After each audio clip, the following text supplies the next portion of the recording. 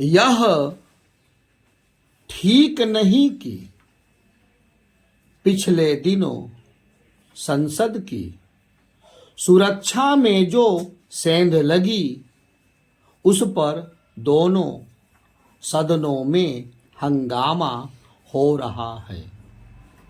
सुरक्षा में गंभीर चूक के इस मामले का राजनीतिकरण नहीं किया जाना चाहिए, लेकिन ऐसा ही हो रहा है। विपक्षी दल इस मांग पर अड़े हैं कि गृह मंत्री को संसद में आकर तुरंत अपना बयान देना चाहिए।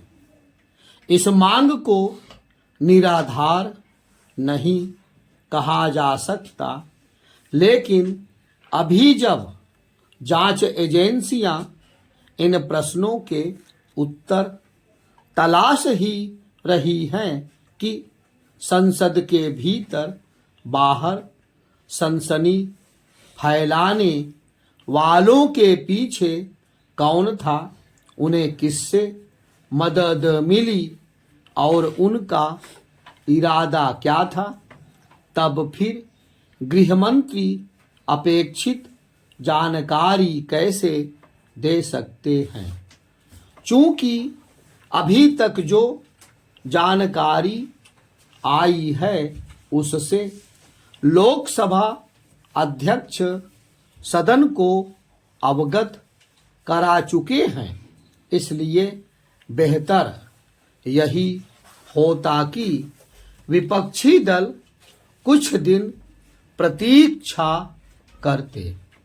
उचित यह होगा कि सत्ता पक्ष की ओर से दोनों सदनों में विपक्ष को आश्वस्त किया जाए कि संसद की सुरक्षा में चूक के मामले में गृह मंत्री यथाशीघ्र संसद को अवगत कराएंगे। विपक्ष को भी हंगामा करने के बजाय सत्ता पक्ष को कुछ दिन की मोहलत देनी चाहिए, ताकि सरकार इस मामले में पर्याप्त जानकारी दे सकने में समर्थ हो सके। चूंकि संसद के शीतकालीन सत्र की समाप्ति में कुछ ही दिन बचे हैं, इसलिए सत्ता पक्ष और विपक्ष को इसके लिए प्रयत्न करना चाहिए कि बाकी बचे दिनों में प्रस्तावित विधायी कार्य हो सके। दुर्भाग्य से इसके आसार कम ही हैं, क्योंकि विपक्ष ने लोकसभा और राज्यसभा के उन 14 सांसदों के निलंबन को एक मुद्दा बना लिया है जिन्होंने संसद में हंगामा किया। यह कहना कठिन है कि अगले सप्ताह संसद चल सकेगी या नहीं, लेकिन इस नतीजे पर आसानी से पहुंचा जा सकता है कि लोकसभा की दर्शक दीर्घा से सदन में कूदकर सनसनी फैलाने और संसद के बाहर हंगामा करने वाले किसी बड़ी साजिश का हिस्सा हो सकते हैं। संसद की सुरक्षा को भेदने और संसद के बाहर अफरा तफरी फैलाने वालों के एक सहयोगी ने जिस तरह अपने साथियों के मोबाइल जला डाले, उससे यही पता चलता है कि उनका इरादा केवल बेरोजगारी को लेकर सरकार के खिलाफ अपना गुस्सा निकालना भर नहीं था।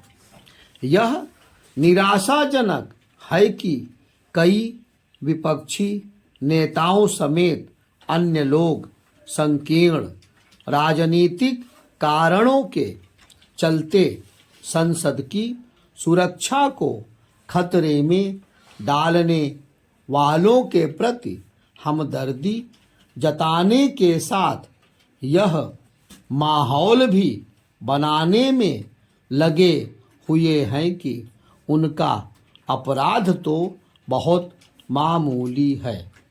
यह मामूली नहीं, बहुत गंभीर अपराध है। इसका एक बड़ा आधार यह है कि उन्होंने 22 वर्ष पहले संसद में हुए आतंकी हमले की बरसी पर संसद की सुरक्षा को भेदने का काम किया। जैसे इस सवाल का जवाब मिलना चाहिए कि आखिर उन्होंने इसी दिन को क्यों चुना, वैसे ही इसकी तह तक भी जाना चाहिए कि संसद की सुरक्षा में सेंध कैसे लग गई।